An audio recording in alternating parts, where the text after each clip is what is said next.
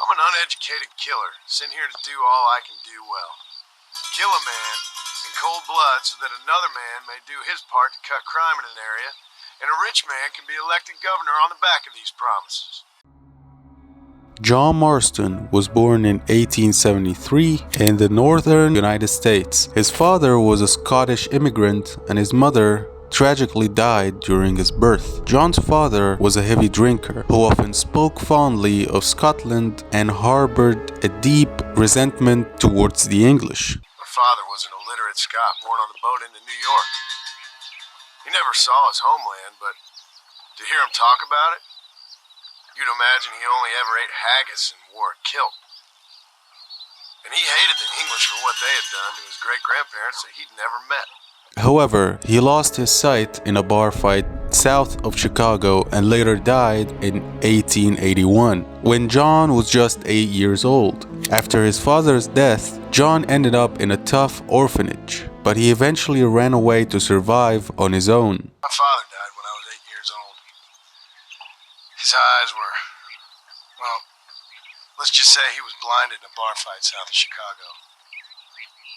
My mother died during childbirth, so I was sent off to an orphanage and ran away and fell in with a gang.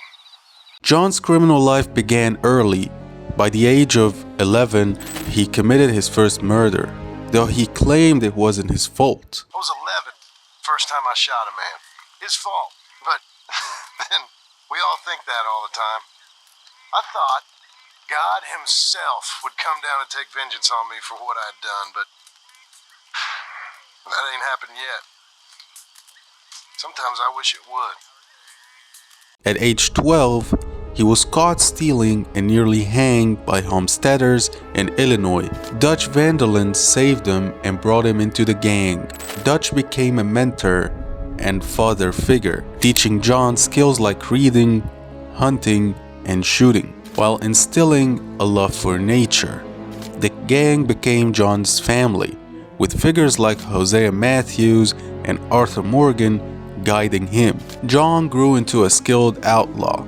Alongside Arthur, he was one of Dutch's favorite protégés, much to envy of some gang members. John initially believed in Dutch's ideals of robbing the rich to help the poor, but he later admitted that these philosophies were mere excuses for their crimes. In 1894, Abigail Roberts joined the gang and later fell in love with John.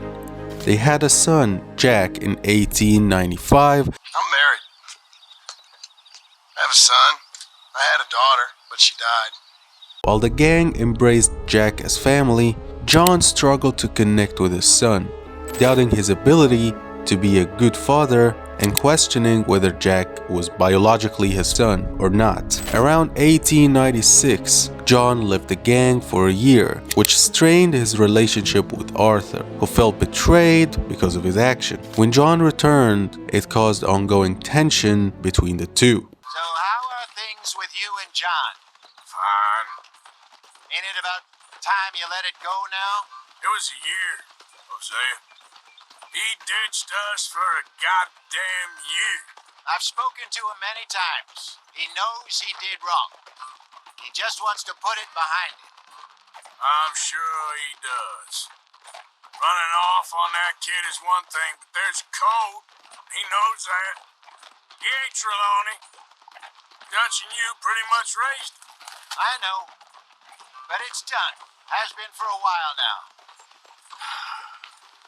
Nobody else would have been welcomed back that easy after that long. And you know it. Maybe. But please don't you put that to the test.